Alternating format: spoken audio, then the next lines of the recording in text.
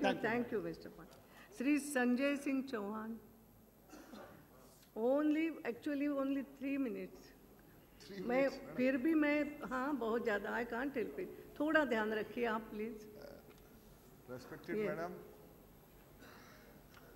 this is my maiden speech. Okay.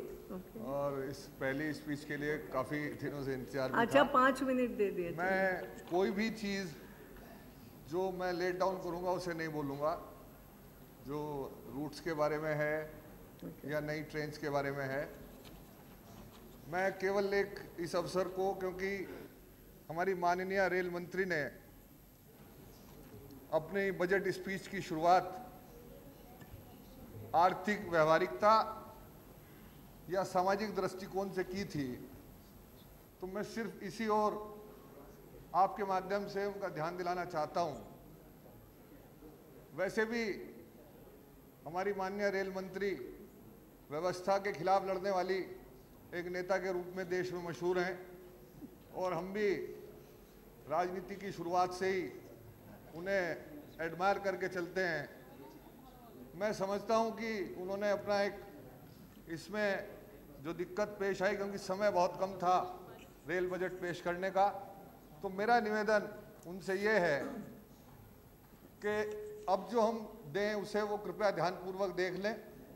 और मैं इस सामाजिक दृष्टिकोण के आधार से सिर्फ ये बात आपके माध्यम से कहना चाहता हूँ कि हम पश्चिमी उत्तर प्रदेश से आते हैं, जहाँ दिल्ली से जुड़ा हुआ इलाका है, और दुख इस बात का है आदरणीय अध्यक्षा जी कि जिस देश को आज़ाद कराने में अंग्रेज़ों से हमारे बुज़ुर्गों ने बहुत लड़ाई लड़ी थी, आज हमारे क्षेत्र के वो बुज़ुर्ग जब हम वोट मांगने जाते हैं या मिलने जाते हैं तो वो ये कहने लगे कि अंग्रेज़ों का जैसा राज था वैसा राज हम हिंदुस्तानी नहीं दे पाए.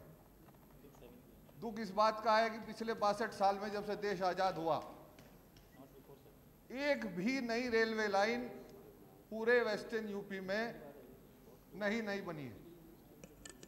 और हमारे ऊपर जनसंख्या का दबाव लगातार, मैं कम से कम 7-8 जिलों का नाम, मेरठ, बागपत, बिजनौर, मुजफ्फरनगर, सहारनपुर, हमारा पूरा उत्तरांचल उससे जुड़ा हुआ है, देहरादून, गढ़वाल, आपका गाजियाबाद, किसी जिले की आबादी 50 लाख से कम नहीं है.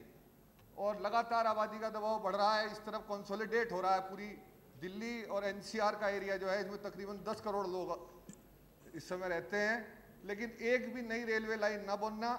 और हरिद्वार जैसा जगह जिसमें केदारनाथ, बद्रीनाथ, सबका रास्ता यहाँ से जाता है, रोज़ तकरीबन 1 लाख यात्री यहाँ से गुजरते हैं, लेकिन सड़क मार्ग सिर्फ हमारा है. उस सड़क मार्ग पे प्रतिवर्ष दुर्घटनाओं में दिल्ली से हरिद्वार के बीच में 3,500 लोग मारे जाते हैं. और रेलवे के दोहरीकरण के लिए अनेकों बार सर्वे हो चुके हैं. मेरा ये निवेदन है, मैं अंत कर रहा हूँ बिल्कुल बात का, कि हमारी सोच, जो मैंने शुरू में बात कही कि आज इंग्लिश राज को अच्छा कहने लगे, हमारी दूरगामी सोच नहीं होती. जो काम हमें दिल्ली में 20 साल पहले मेट्रो बना के कर लेना चाहिए था, वो आज कम से कम विचार करना तो हम शुरू करते हैं जो हमारे बड़े शहर हैं, चाहे वो आगरा है, चाहे लखनऊ है, चाहे अहमदाबाद है, चाहे कोई भी बड़ा शहर देश का हो. हम विचार करना आपसे शुरू करेंगे तो 20 साल में जाके बना पाएंगे.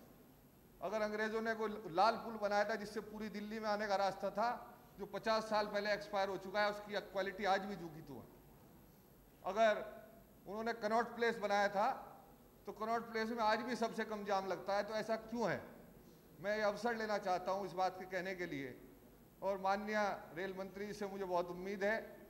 मैंने बहुत सी समस्याएं जो अपनी लिखित में रखी हैं, वो मैं आशा करता हूँ कि उन पे वो विचार करेंगी. समय क्योंकि पहले भी कम था, दोबारा व्यक्तिगत रूप से मिलूँगा. मुझे पूरी आशा है कि उस अन्याय के खिलाफ हमारे पश्चिम उत्तर प्रदेश को न्याय मिलेगा. और दूरगामी योजनाओं के लिए मैं उनसे निवेदन करता हूँ.